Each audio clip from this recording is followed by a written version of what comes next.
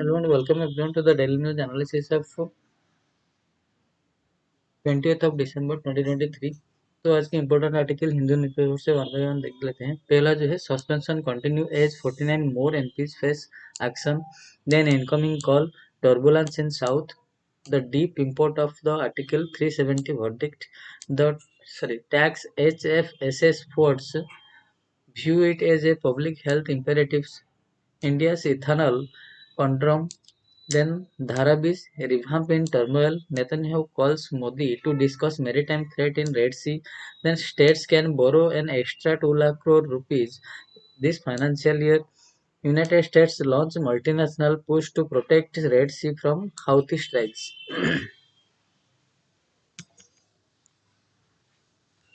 तो पहला आर्टिकल जो है suspension continue as 49 more MPs face actions.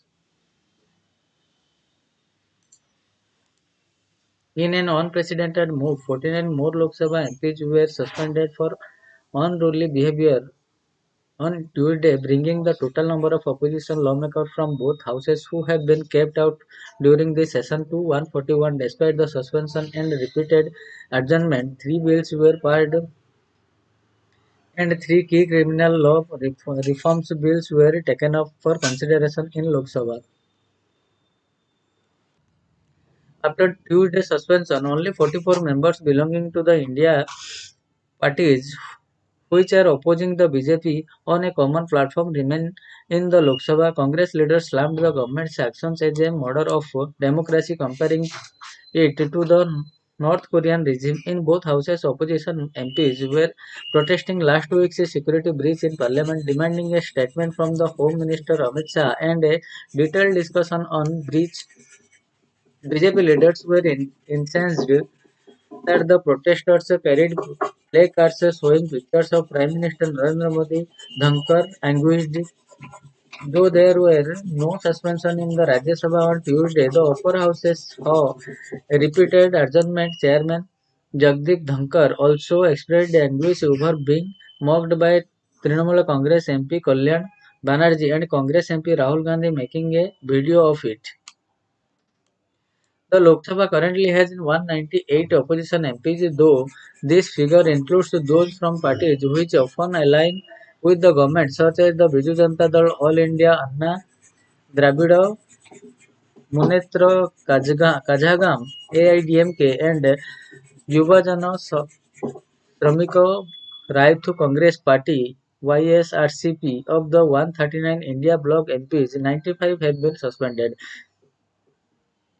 Pandemonium broke out in the Lok Sabha as soon as it assembled for the day, with opposition MPs dropping into the well, shouting slogans and carrying placards. Speaker Om Birla took strong objection to this. We all have decided that no one will bring placards inside the house.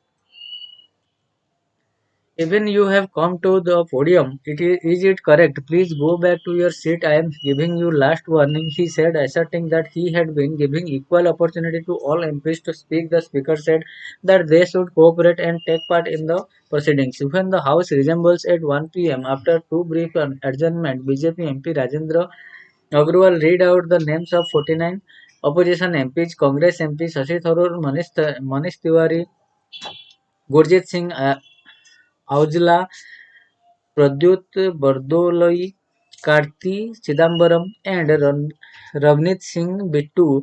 DMK MPs S. Jagatharakshanan, S. R.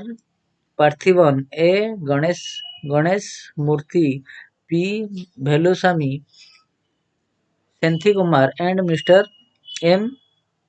Dhanush Kumar. Nationalist Congress Party MP Supriya Sule, Amol Khole, and PP Mohd Faisal.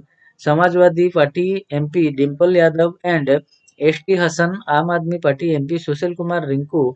The suspended Bahujan Samajwad Party MP Danish Ali and Senior National Conference leader Farooq Abdullah. After they were suspended, the opposition lawmakers held an important protest, impromptu protest just outside the main gate of the parliament. Next article है incoming call.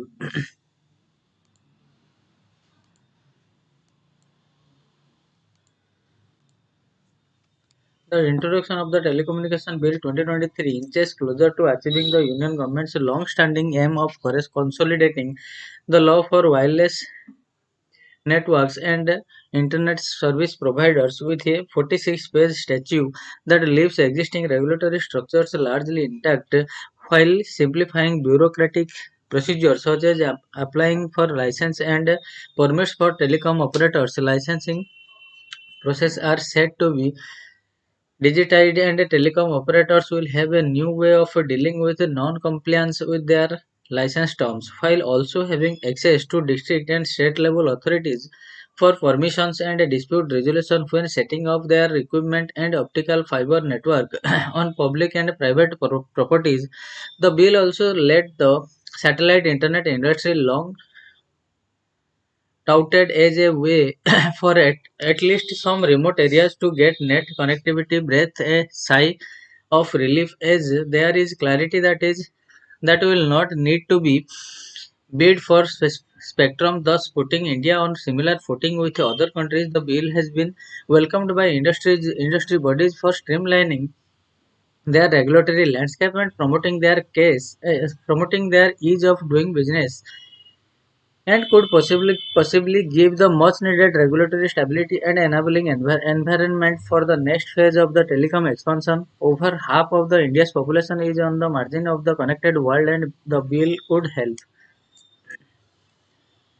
But issues persist. The expansive destinations of a telecom brings in its ambit a range of services, and state authority over them raises concerns of privacy and surveillance. These concerns are not merely academic, considering past allegations of state-sponsored snooping.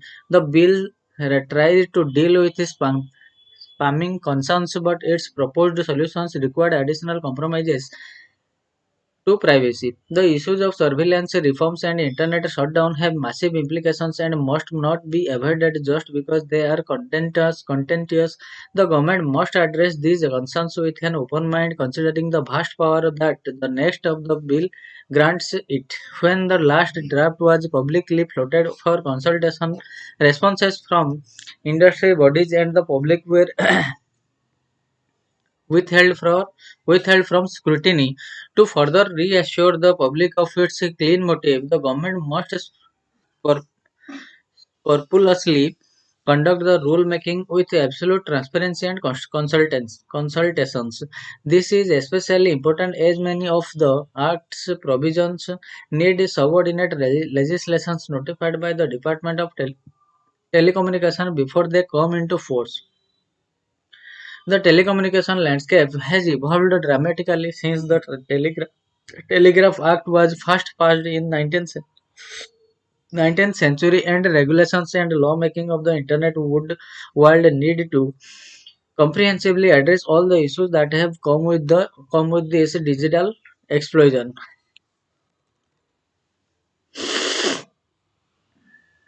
The next article is the deep import of Article 370 verdict. Days after the Supreme Court of India's valuable judgment on the August 29 President's order, there has been considerable and excellent discussion of its validation of the removal of the Jammu and Kashmir autonomy and its cursory handling of Parliament's demolition and division of state of two union territory. Much of the contemporary has dealt with the judgment's implications for the rest of the country, which are far-reaching. It undermines the rights of states vis-a-vis the union, even on critical issues such as statehood, and divisions grant the president far larger powers over states than earlier envisaged, and allows long-term political and territorial decisions to be made under limited-term emergency conditions such as President's role. There are three other key elements which have, however, been less discussed: what the verdict means on the ground for Jammu and Kashmir and Ladakh, what it tells us about how the court sees peace and security, and what it implies for a fundamental of democracy in India. Back in 1953-55, the state recognizes reorganizations commission held widespread public consultation during which villages expressed their preferences for which unit to belong. This judgment negates even the right of consultation of the state's elected representatives on the ground of the judgment has been met largely with a silence that is ambiguous in Jammu, disappointed in Kargil, welcoming in Ladakh with reservation and ominous in the valley. Jammu's ambiguity center on its experience of economic disproportions post 2019 with when the Lieutenant Governor's administration awarded trade, retail, and mining rights to national rather than local industry in Ladakh, Kargil's disappointment stem from the fact that its majority Shia wishes to retain ties to the valley, less welcome to separation from the valley is tempered by the desire for an elected administration instead of lieutenant governor. Impact of on the valley. The most severe impact is undoubtedly in the valley, which is where the verdict has reinforced a widespread belief that the Kashmiris are resented by the rest of India and where voice is repeatedly silenced. The circumstances in which the present President of India, Ramnath Kovind, passed his August 5 orders were draconian to say the least. Additional troops were sent in at July and over 5,500 Kashmiri politicians and activists, including three former chief ministers, were put in detention on the day before Section 144 was applied, forbidding gathering of four more persons and total communication blackout was imposed. Notably, neither the main nor the concurring judgments mention these events in their summaries of incidents prefiguring the presidential order.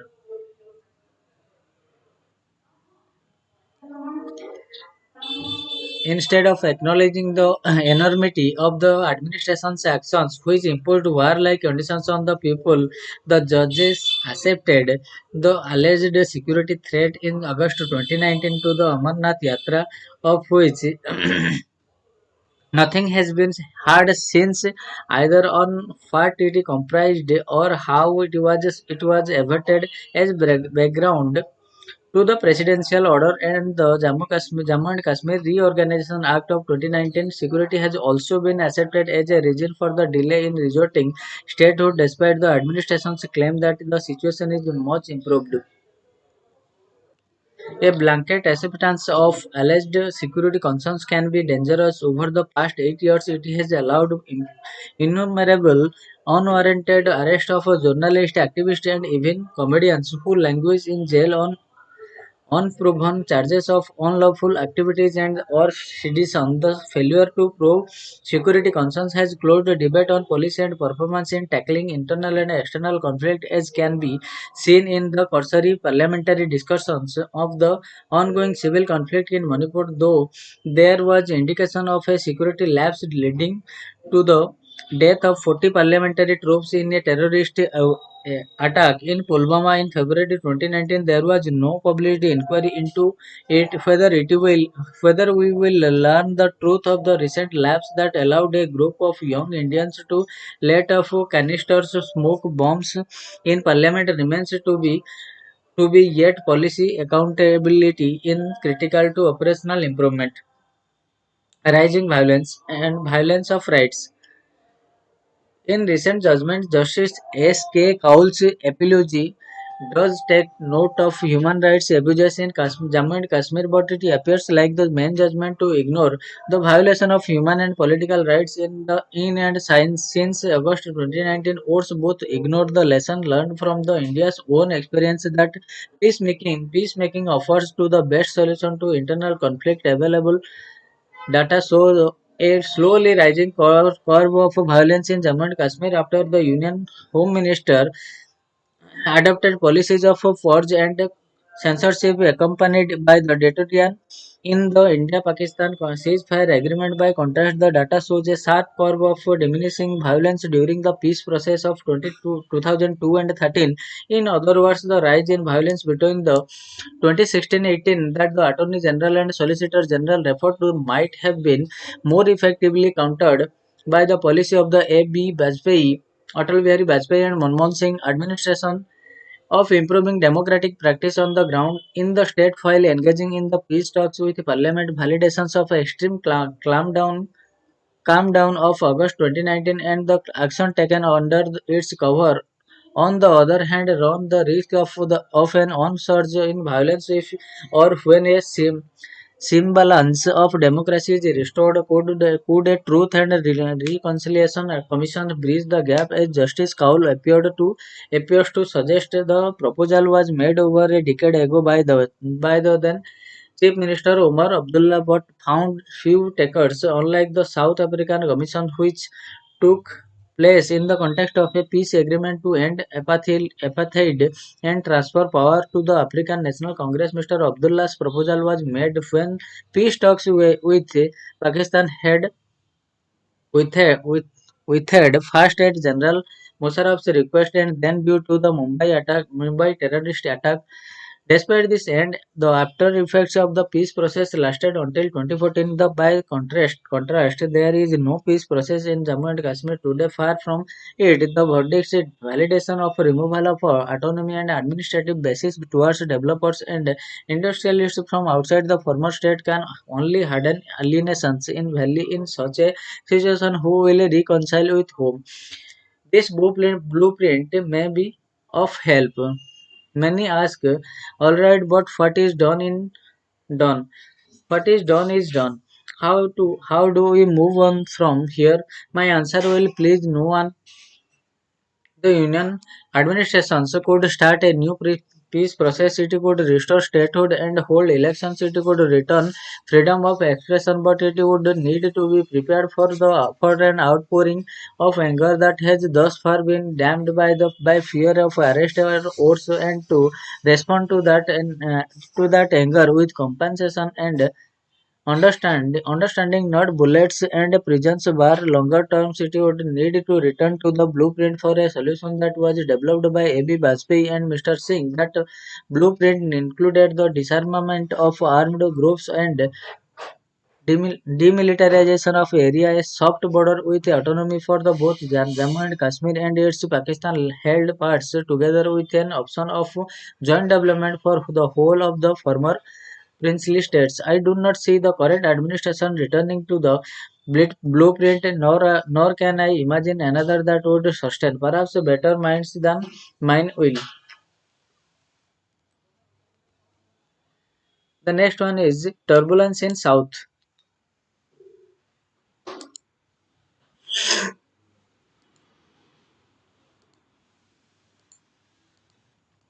December has been a month of turbulence for Tamil Nadu just when the northern part of the state, Chennai and neighboring districts were recovering from the cyclone Michaung that crossed the coast with 2 weeks ago. The southern part, especially Thoothukudi, Tiruvennel, Tiruvennelveli, Tenkasi and Kanyakumari district were battered by the extremely heavy rainfall over Sunday to early Monday attributed to upper air circulations. 39 places registered extremely heavy rainfalls rain above 20 cm in 24 hours.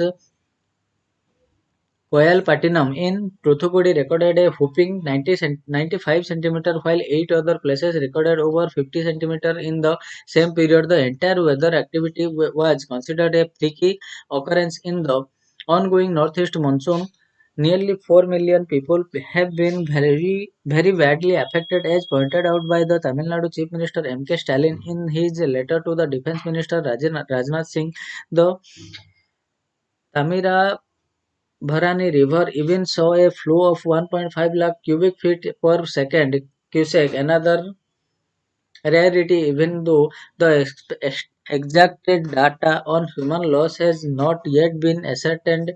The tally will be on the lower side. A train with about 800 passengers from Tiruchendur to Chennai was stopped at the Kuntam stations. Going by initial reports, the infrastructure, roads, rail lines, canals, tanks, and electric poles, and many houses has taken a beating, while a number of ministers and senior officers are supervising relief operation. Governor R. N. Ravi quite intriguingly convened a meeting of the heads of the department of the central government to discuss the operation. The event again raises questions about whether forecasting and preparedness is the enormity of the rainfall caught the state by surprise. Questions have been asked why the meteorological department did not give any indication of its scale and coverage, but the department's line of defense is its warning since December 14 of the very heavy to extremely heavy rain for the 3 days. Besides, the country's weather forecasting system has not progressed to the extent that the exact amount of rainfall with their precise locations can be predicted. While this is understandable, the scientific community should work towards precise forecasting. More importantly, there is scope for closer coordination between every department and agency serving to the people. For instance, a better working relationship between the meteorological department and the railways would have ensured that the Tiruchendur train did not run. Changes to the services of certain trains in the southern district were made only a reactive rather than proactive way. A more cohesive working arrangements among different agencies can have a mitigating effect. The next article जो है tax HFSS foods view it as a public health imperative. The consumption of high-fat, sugar, salt, HFSS food is one of the major risk factors to a host of health issues that include obesity, diabetes, and high blood pressures. According to the World Bank report of 2019, worldwide 70% of the overall overweight and obese people live in a low and middle income countries with a 55% rise in the rural areas across the globe,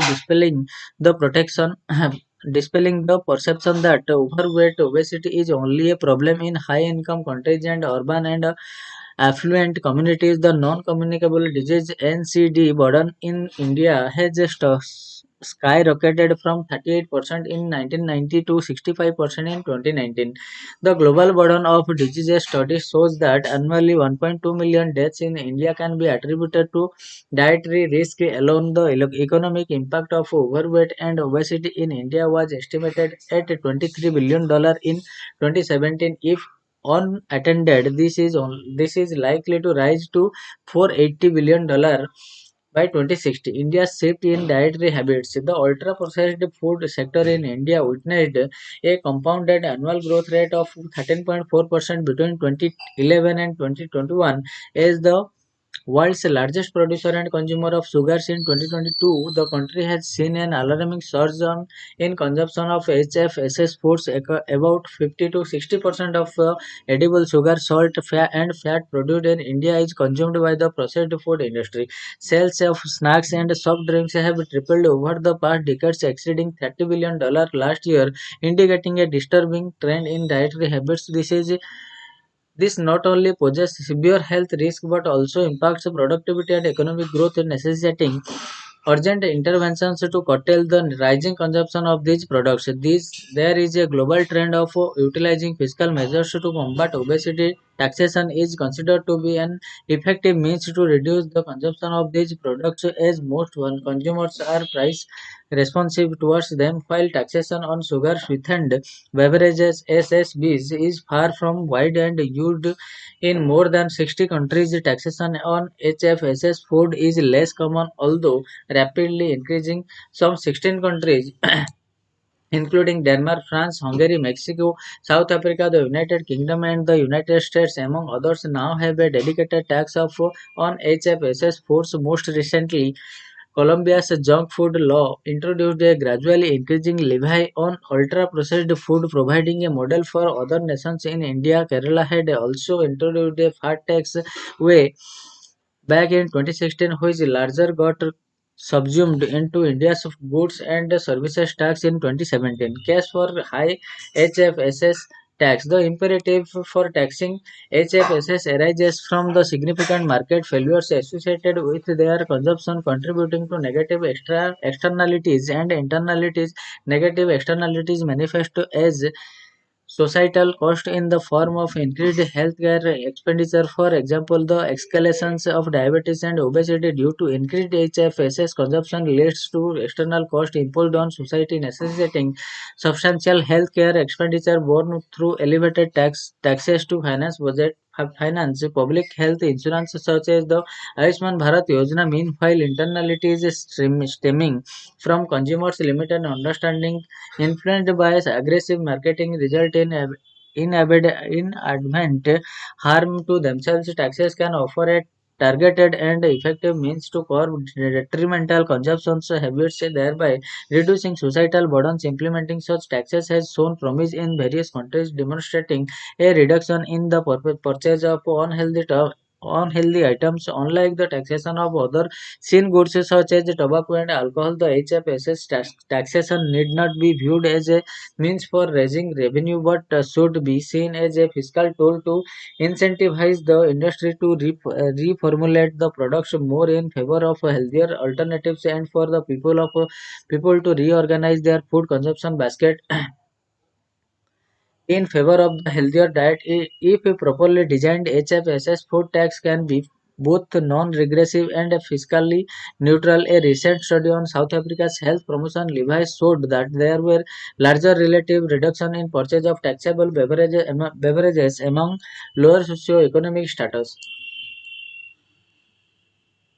ACS household compared with reduction observed in higher ACS households, making such taxes non-regressive. Tax rates need to be differentiated based on the nutritional quality of the food so as to incentivize product reformulations. For example, it is possible to have a GST system with HFSS foods in the highest rate structure while there healthier alternatives have either zero or minimal tax rates so that the net tax burden on the household's food consumption basket remains the same.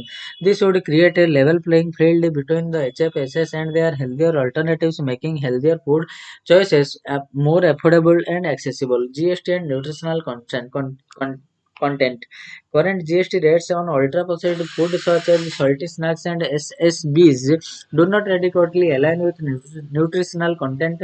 For example, tax on SSB with 28% GST rate and 12% compensation cess overlook sugar content. All aerated beverages are taxed uniformly as well. Similarly, juices face a flat 12% rate irrespective of their fruit and sugar content. Salty snacks are taxed at 12% regardless of their salt content. Such inconsistencies fail to consider the varying nutritional impact of these products and hence so limited impact on altering consumption baskets in favor of healthier alternatives. HFSS taxation in India should not be merely seen as an economic or fiscal policy concern, but it deserves to be considered a public health imperative. Effectively designed taxes can reap multiple benefits. They can act as a deterrent to consuming HFSS, promote the healthier food choices, prompt manufacturers to reformulate foods, improve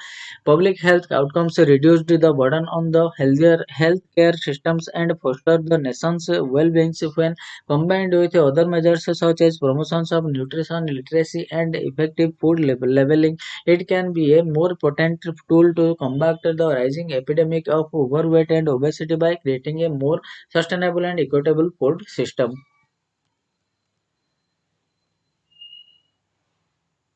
The next article is India's ethanol conundrum.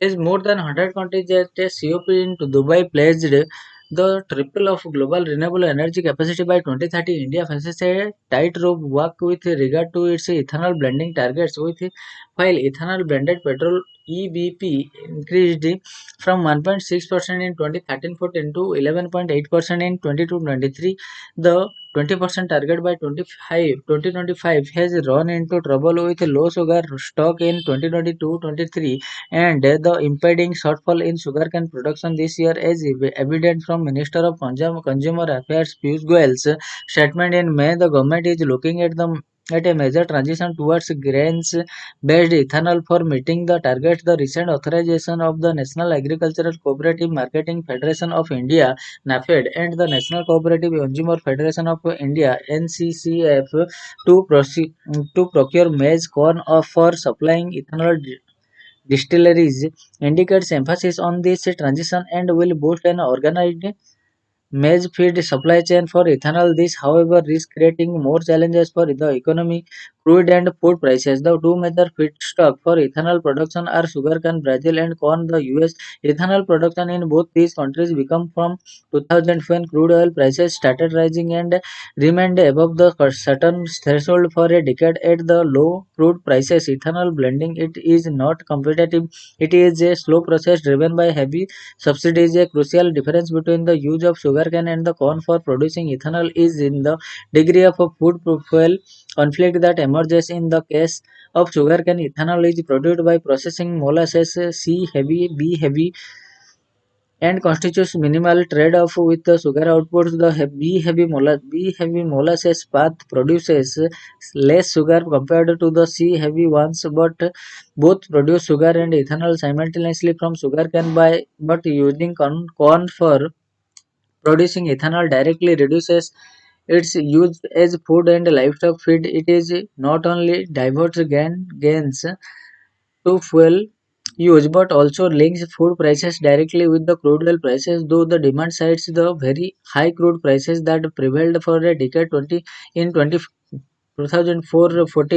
pulled up ethanol and corn prices to historical high. More importantly, the high corn prices were quickly transmitted to other grains market as soft grains such as wheat barley started getting redirected into the livestock industry as corn subsidies through, though only 5 to 7% of the world's corn output was used for ethanol production. As the peak of US's corn-based ethanol program, the price effect was widespread and remained the most important contributor to the 2006-14 global food crisis. This was primarily due to the relatively easy substitutability in grain use across food, feed, and fuel. This strong link between crude and food prices in the area of agrofuel is re-emphasized by the fact that the food prices remained high even after the 2008 financial crisis caused most commodity prices to plummet. The Food and Agriculture Organization Food Price Index subtends only after 2014 when global crude prices fell below $80 per barrel, which also slowed down the US ethanol blending trajectory. The post-pandemic recovery of the oil prices has again pushed up food prices. In 2021, the food prices index breached the previous record level attained in 2011. Unlike the US, sugarcane is more obvious choice for tropical countries such as Brazil or India where cane yield are higher. This is not to argue that using sugarcane for ethanol does not have adverse impact on environment or hunger. More land under water intensive sugarcane cultivation can displace food production as well as degrade water tables, but these can be regulated by appropriate land use policies. It is far more difficult to control the market dynamics driven by easily on interchangeable gain use, as illustrated by the US corn-based ethanol experience meeting the target in India, though differential pricing introduced in 2017-18 incentivized the use of cane juice directly to produce ethanol and exacerbated the food versus fuel binary, which is otherwise relatively subdued. In the case of can-based ethanol, which when incentives were given for ethanol produced from cane juice without the extraction of sugar, a process which gives a substantially higher yield of ethanol Mills abandoned the more sustainable molasses route. This was driven by the urge to hasten the journey towards the 2025 EBP target, which it achieved. The success generated challenges in the form of reduced sugar stocks. The December 7, 2023 order by the Ministry of Consumer Affairs banning the use of juice for ethanol production is a timely corrective step, but by adopting a transition to grain-based ethanol to fast-track the 2025 target achievement. Maize is expected to supply around half of the ethanol